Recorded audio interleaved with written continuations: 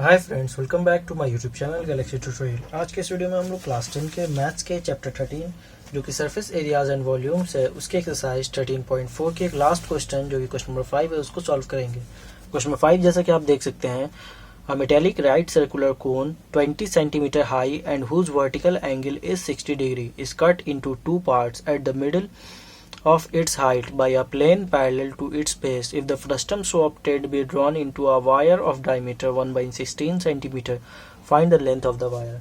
देखिए क्वेश्चन जो कह रहा है उसको सबसे पहले हम फिगर में बनाएंगे। फिगर बनाने से हमको समझ में आएगा। ठीक है, फिगर में इतना तो क्लियर है कि एक कोन का बात हो रहा है। कोन सबसे पहले बना लेते हैं।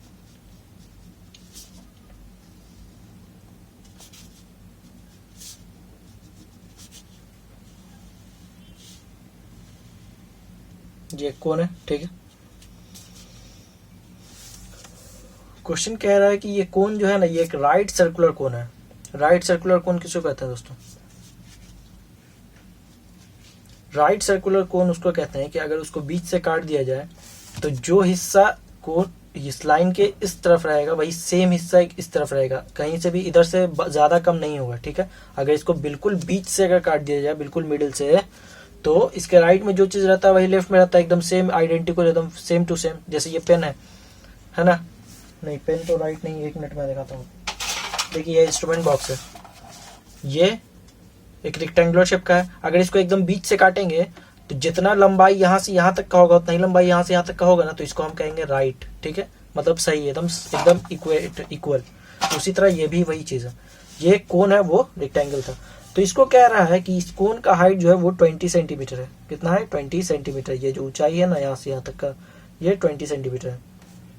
इसको बोला गया है दोस्तों, cut into two parts at the middle of it height by a plane parallel to his base. इसके ऊंचाई में से, इसके हाइट में से इसको ठीक बीचों बीच से काट दिया गया है। ठीक है, इसके ऊंचाई में से, हाइट में से ठीक बीचों बीच से इसको काट दिया गया है। ठीक है, काट दिए। काटा कैसे गया है? ये जो नीचे वाला लाइन है ना, ये जो नीचे इसका बेस होगा, इसके पैरेलल में, मतलब इसके पैरेलल में, ये वाला बेस के लाइन के, ये लाइन जो है पैरेलल है, बिल्कुल पैरेलल काटा गया है। तो जब काट के हटाया गया इसको, कोन को दो पार्ट में काटा गया, तो कैसा ये बना होगा? ऊपर का अलग बना होगा और नीचे का अलग। ऊपर का कुछ ऐसा बन गया होगा अब, और नीचे का हट के बना होगा कुछ ऐसा बना होगा ना दोस्तों। काट के जब हटाएंगे तो ये दो तरह का फिगर बन जाएगा ना। इसको जब बीच से काटेंगे तो ये दो अलग अलग बनेगा। ऊपर वाला कोन बन जाएगा, नीचे कैसा लग रहा है? नीचे ये तो फ्रस्टम लग रहा है, तो नीचे मतलब फ्रस्टम बन जाएगा। अब क्वेश्चन कह रहा है कि if the frustum so obtained be drawn into a wire of diameter 1/16 centimetre, find the length of the wire. आपको बोल रहा है जो फ्रस्टम मिला ना, इसको पिघला करके हम इस फ्रस्टम का क्या बना देंगे? वायर बना देंगे। ठीक है, क्या बना देंगे? वायर बना देंगे इसको पिघला करके। तो वो वायर, इतने फ्रस्टम में कितना लंबा वायर बन पाएगा जिसका डायमीटर 1/16 सेंटीमीटर। वायर का डायमीटर दिया हुआ है, आपसे क्या पूछ रहा है? लेंथ पूछ रहा है। तो सबसे पहले ऐसा सोचिए कि वायर किस शेप में होता है। तो वायर बिल्कुल ऐसा लंबा ऐसा होता है ना, आगे से गोल। वायर तो गोल ही रहता है ना, तो वो किस तरह का हो जाएगा? सिलेंडर की शेप का हो जाएगा, जिसका आपको डायमीटर तो दिया हुआ है लेकिन लंबाई नहीं पता है। लंबाई ही आपको फाइंड करना है। ठीक है, तो इसको हम फाइंड कर सकते हैं। उससे पहले इस फिगर को हम लोग नेमिंग करना पड़ेगा हमको। ठीक है, क्या करना पड़ेगा? नेमिंग। ए, इसको मान लीजिए पी, इसको क्यू, इसको बी, इसको सी। ठीक है, और यहाँ पे ई मान लेते हैं। अब यहाँ पे एग्जैक्टली फाइंड क्या करना है उसको समझ लीजिए। देखिए, आपको एग्जैक्टली यही ना पता करना है कि वायर का लेंथ क्या होगा जब इस फ्रस्टम को पिघला करके वायर बनाएंगे। तो आपको सीधा सीधी इस फ्रस्टम का सबसे पहले आपको वॉल्यूम निकालना पड़ेगा। ठीक है, इस फ्रस्टम का वॉल्यूम निकालिए।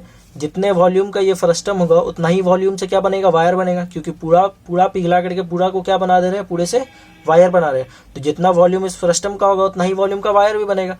तो दोनों को इक्वेट कर दीजिएगा तो आपको वायर का लंबाई पता चल जाएगा। ठीक है, लेकिन यहाँ पे एक प्रॉब्लम भी है कि वॉल्यूम ऑफ फ्रस्टम आपको निकालना पड़ेगा, लेकिन वॉल्यूम ऑफ फ्रस्टम आप निकालिएगा कैसे? वॉल्यूम ऑफ फ्रस्टम का फॉर्मूला होता है 1/3 पाई एच कैपिटल आर का स्क्वायर प्लस स्मॉल आर का square plus capital R into small are.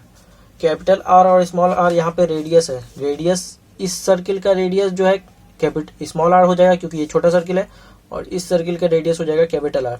तो आपको हाइट तो पता है, हाइट फर्स्ट टर्म का पता है, यहां से यहां तक हाइट बिल्कुल पता है। कैसे? आप बोलिएगा ये तो पूरा का हाइट दिया हुआ है, तो पूरा का हाइट दिया हुआ है, लेकिन आपको क्वेश्चन कह रहा है ना कि इसको बिल्कुल बीच से काटे हैं, बिल्कुल बीच से इस कोण को काटे हैं।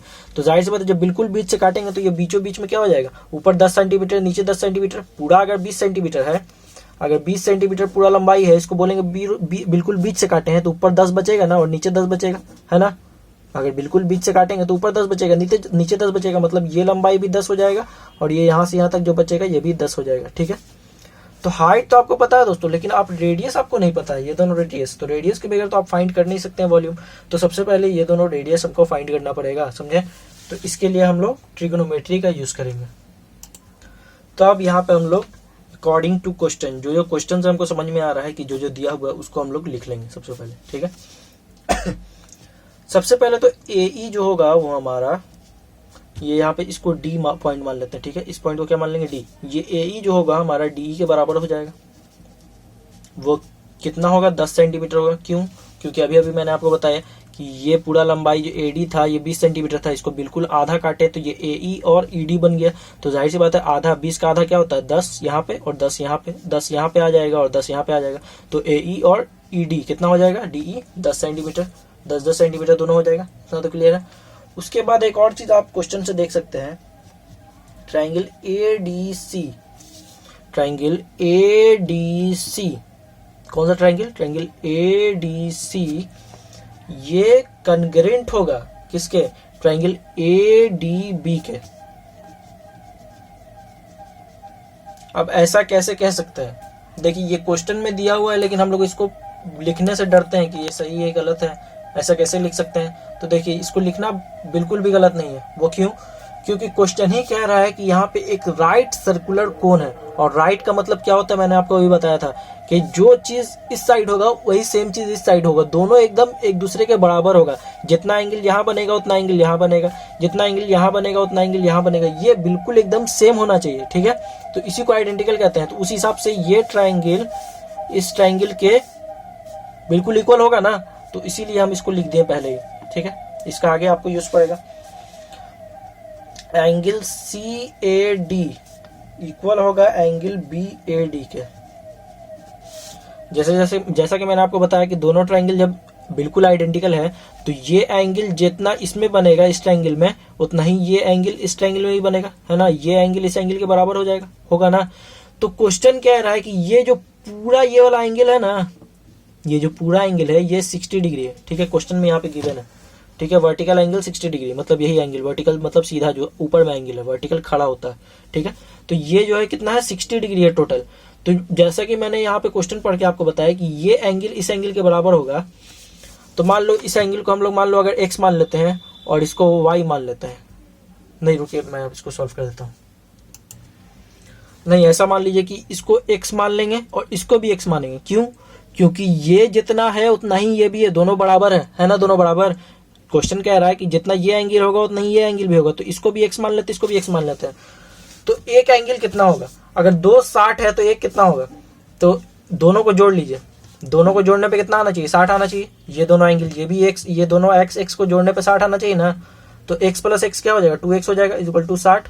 और x का वैल्यू क्या हो जाएगा, 60 यहीं पे रह जाएगा। और ये जो 2 है यहाँ पे क्या है, मल्टीप्लाई में इसको इक्वल टू के राइट में ले जाएगा, डिवाइड में आ जाएगा। 2 से 30 टाइम्स में 60 कट जाएगा, मतलब एक x का वैल्यू 30 डिग्री हो जाएगा, तो दूसरे x का भी वैल्यू 30 डिग्री हो जाएगा। मतलब हाफ एंगल कितना हो जाएगा, 30 डिग्री का दोनों एंगल हो जाएगा। ठीक है, जिनको किसी को समझ में पहले ही आ गया होगा, किसी को सॉल्व करने के बाद समझ में आया होगा। तो मतलब एंगल सी ए डी और एंगल बी ए डी दोनों कितने कितने डिग्री का है, 30 डिग्री का है। इसको लिख लेंगे। उसके बाद हम लोगों को फाइंड क्या करना है, दोनों का रेडियस यहाँ पे फाइंड करना है ना। तो यहाँ पे देखिए, यहाँ पे ये हाइट हमको पता है, ये ए हमको पता है। उसके बाद कोई भी लंबाई नहीं आपको पता है, ये भी नहीं पता है, ए क्यू भी नहीं पता है और ई क्यू भी नहीं पता है, लेकिन एंगल आपको पता है कि यहाँ पे ये एंगल कितना है, 30 डिग्री। और हम लोग जानते हैं कि ये एंगल कितना होगा, 90 डिग्री होगा ना, क्योंकि ये वर्टिकल लाइन है, सीधा खींचा हुआ है, और सीधा खींचा हुआ लाइन से हमेशा 90 डिग्री बनता है। अगर बेस है यहाँ पे एकदम सीधा लाइन खींच दे तो ये हमेशा 90 डिग्री बनेगा ना। तो यहाँ पे उस हिसाब से यहाँ पे भी 90 डिग्री बनेगा, यहाँ पे भी 90, यहाँ पे भी 90 और यहाँ पे भी 90 बनेगा। ठीक है, इसमें कोई शक नहीं रखना। तो अगर इस फिगर को हम लोग छोटा सा यहाँ पे बना लें तो कैसा लगेगा? इस फिगर को बना है, ये ए है, ई है, क्यू है, ठीक है। ये 90 होगा और ये ए कितना था? 30 होगा। इसमें आपको ए ई का लेंथ पता है ना? ए ई का लेंथ कितना होगा? 10 सेंटीमीटर, है ना। ये लेंथ कितना होगा? 10 सेंटीमीटर होगा ना ये लेंथ। आपको क्या फाइंड करना है? दोनों का रेडियस, मतलब यहाँ पे ये डिस्टेंस फाइंड करना और यहाँ पे ये डिस्टेंस, है ना। ये डिस्टेंस और ये डिस्टेंस, यही चीज है ना। तो आपको सिंपली क्या फाइंड करना है? ई क्यू फाइंड करना है, ई क्यू। तो ई क्यू को कैसे फाइंड कर सकते हैं आप? ये ट्राइंगल है, राइट एंगल ट्राइंगल है ये, इससे आप ई क्यू कैसे फाइंड कर सकते हैं? तो इसमें हम लोग ट्रिग्नोमेट्री का यूज करके ई क्यू को फाइंड कर सकते हैं। कैसे? देखिए, अगर टैन थीटा का हम यूज करें तो टैन, यहां से मैं लिखता हूं इन ट्राइंगल, क्या नाम है? ए ई क्यू। इसमें हम लोग टैन का यूज करेंगे, ठीक है। टैन थीटा, थीटा का वैल्यू कितना है दोस्तों? एंगल कितना है यहाँ पे? 30 डिग्री है, तो टैन 30 डायरेक्ट लिख देते हैं इज इक्वल टू टैन 30 का फॉर्मूला क्या होता है? P by B, perpendicular by base होता है ना। टैन 30 क्या होता है? P by B. साइन 30 क्या होता है? मतलब साइन थीटा ही होता है P by H, cos theta B by H, और टैन थीटा होता है पी बाई बी। तो यहाँ पे पी बाई बी लिख देंगे। तो अब इसमें ये पता करना है कि इसमें परपेंडिकुलर कौन है, बेस कौन है। पी बाई बी तो लिख दिया, लेकिन परपेंडिकुलर और बेस तो पता ही नहीं कौन है। तो देखिए, इस बात में एकदम हमेशा क्लियर रहिएगा कि ये 90 जो है ना, 90 के अपोजिट वाला हमेशा हाइपोटेनस होता है, ठीक है। हमेशा 90 के अपोजिट वाला, और जो एंगल दिया हुआ है उसके अपोजिट वाला हमेशा परपेंडिकुलर होगा, ठीक है। जो एंगल दिया हुआ है उसके अपोजिट वाला कौन सा होगा दोस्तों? परपेंडिकुलर होगा। और जो एंगल जो बच गया, अब हाइपोटेनस भी पता चल गया, परपेंडिकुलर भी पता चल गया, तो ये वाला साइड को हम लोग बेस मान लेंगे, ठीक है। कोई जरूरी नहीं है कि बेस नीचे ही हो, कभी कभी साइड में भी हो जाता है। आपको बस ये फॉर्मूला अप्लाई कर देना है कि 90 के अपोजिट वाला हाइपोटेनस, कोई भी एंगल दिया हुआ है तो उसके अपोजिट वाला परपेंडिकुलर, और जो बच गया वो बेस, ठीक है। ये चीज समझ लेना। तो इस हिसाब से परपेंडिकुलर आपका क्या हो गया? ई क्यू बाई बेस कितना है आपका? 10 है ना। ए ई का लंबाई कितना है? 10 है। टैन 30 का वैल्यू क्या होता है? टैन 30 का वैल्यू आपका होता है 1/√3। यहां पे क्या बचा? E Q by 10।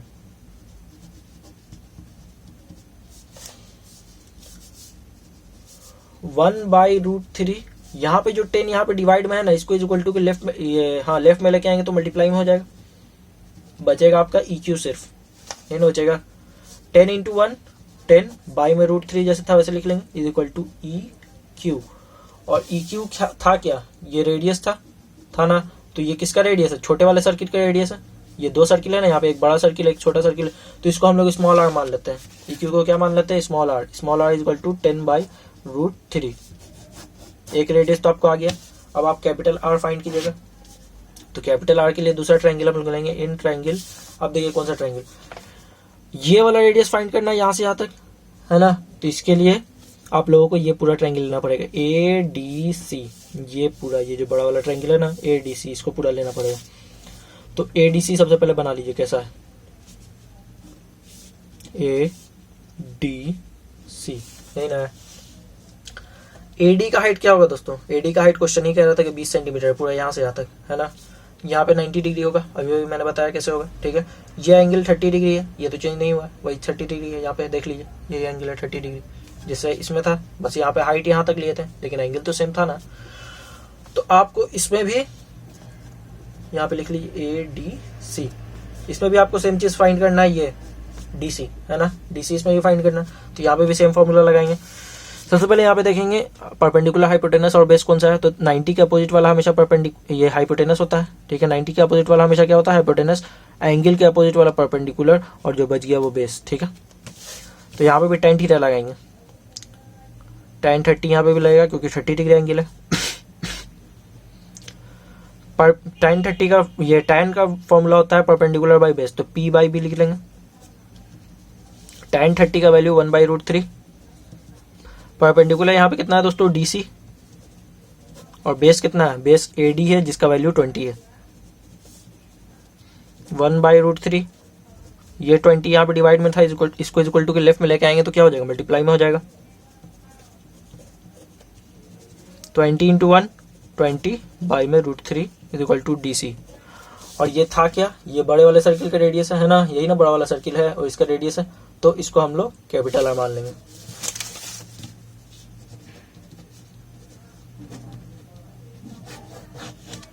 अब आपको फ्रस्टम का दोनों रेडियस पता चल चुका है, अब हम लोग इजीली फ्रस्टम का वॉल्यूम निकाल सकते हैं। सबसे पहले जो भी फ्रस्टम से रिगार्डिंग आपके पास जानकारी है उसको लिख लीजिए।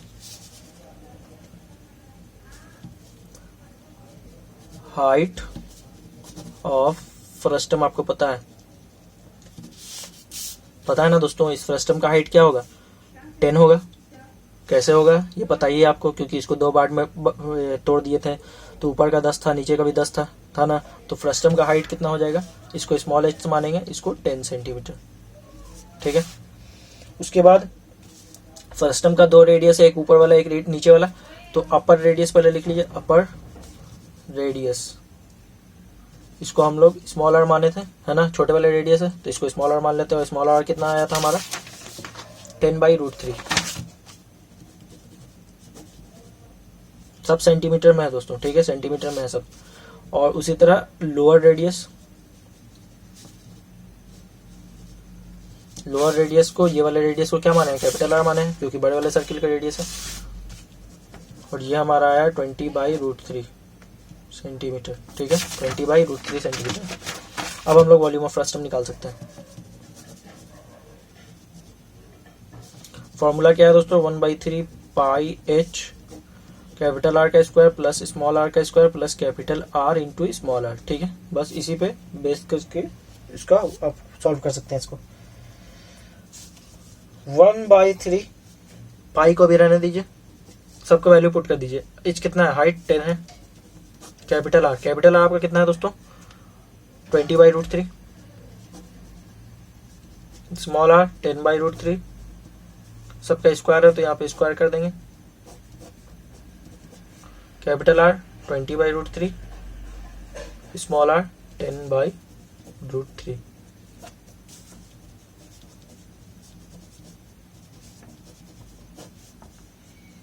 ट्वेंटी का स्क्वायर दोस्तों 400 होता है, √3 का स्क्वायर 3 प्लस 10 का स्क्वायर 100 हो जाएगा, √3 का स्क्वायर यहाँ पे भी 3 plus 20 into 10 200 divided by √3 into √3 3 हो जाएगा। ठीक है, 1/3 पाई इंटू 10, इसके भी नीचे 3, इसके भी नीचे 3, इसके भी नीचे 3, 3 3 3, तीनों का एलसीएम लेंगे तो 3 और 3 और 3 का एलसीएम लेंगे तो 3 ही आएगा। 3 को 3 से डिवाइड कीजिएगा 1 आएगा, और 1 को 4 से मल्टीप्लाई कीजिएगा तो 400, 1 को 400 से मल्टीप्लाई कीजिएगा तो 400। ठीक है, 3 को 3 से डिवाइड कीजिएगा 1 को 100 से मल्टीप्लाई कीजिएगा तो 100, प्लस 3 को 3 से डिवाइड कीजिएगा 1 को 200 से मल्टीप्लाई कीजिएगा 200। 1/3 pi into 10, 400 plus 100 500, 500 plus 200 700 divided by 3।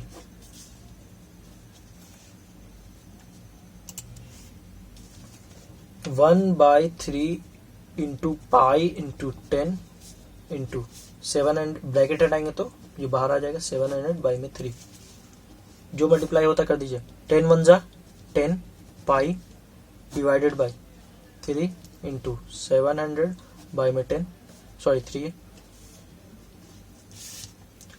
10 into 700 क्या हो जाएगा, 10 इंटू 700 7000 होगा, पाई डिवाइडेड बाई 3 3 जा 9।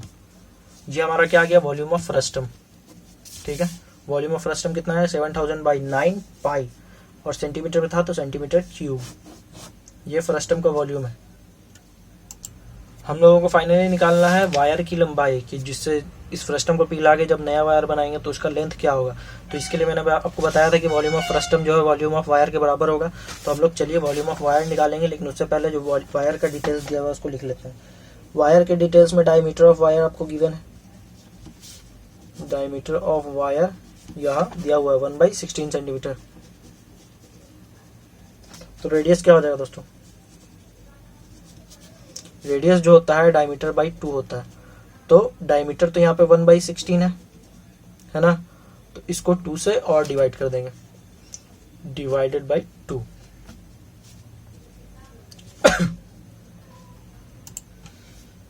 इसको अगर अलग अलग लिखिएगा तो यहाँ पे 1/16 तो क्लियर लिखाएगा, और ये 2 है ये भी तो डिवाइड में है ना, तो इसको इंटू 1/2 कर देंगे, ठीक है। हाफ से मल्टीप्लाई कर रहे हैं किसको, डायमीटर को, तो इससे आधा हो जाएगा। तो 1 इंटू 1 1 हो जाएगा और 16 टू 32 सेंटीमीटर, मतलब 1/32 सेंटीमीटर आपका रेडियस हो जाएगा वायर का। उसके बाद लेंथ ऑफ वायर आपको फाइंड करना है ना। तो length of wire BH centimetre, ठीक है। वायर को जो लंबाई आएगा उसको हम लोग क्या मान रहे हैं, H सेंटीमीटर, बीच में जो भी वैल्यू आ जाए। तो अकॉर्डिंग टू क्वेश्चन, जैसे मैंने आपको बताया था कि वॉल्यूम ऑफ फ्रस्टम जो होगा वॉल्यूम ऑफ वायर के बराबर हो जाएगा। Volume of frustum equals to volume of wire. Volume of frustum आपका आ चुका है दोस्तों, यहाँ पे आप देख सकते हैं 7000/9 पाई, है ना, यही ना आपका वॉल्यूम ऑफ फ्रस्टम। और वॉल्यूम ऑफ वायर आपका कितना है, तो वॉल्यूम ऑफ वायर के लिए क्या करेंगे हम लोग, वॉल्यूम ऑफ सिलेंडर का फार्मूला लगाएंगे। जैसा कि आपको क्वेश्चन में मैंने शुरू में ही दिखाया था कि वायर किस शेप का होता है, सिलेंडर की शेप का होता है। तो वॉल्यूम ऑफ वायर के लिए हम लोग वॉल्यूम ऑफ सिलेंडर का फार्मूला लगाएंगे। वॉल्यूम ऑफ सिलेंडर होता है दोस्तों πr²h। पाई को भी नहीं सॉल्व करेंगे, r²। रेडियस यहाँ पे कितना है वायर का, रेडियस ऑफ वायर का 1/32 इसका स्क्वायर है। और हाइट कितना है वायर का, तो वायर का हाइट भी आपको नहीं पता है ना, वायर का हाइट नहीं पता है, इसको छोड़ देंगे। हाइट मतलब लेंथ, ठीक है, into pi equals to pi into 1 का स्क्वायर 1 ही हो जाएगा दोस्तों, और 32 का स्क्वायर यहाँ पे कर लेंगे। तो 32 का स्क्वायर कीजिएगा आप, तो चलिए करके देख लेते हैं क्या होगा। 2 2 4, 2 3 6, 3 2 6, 3 3 9, 1024 आएगा इंटू h, ठीक है।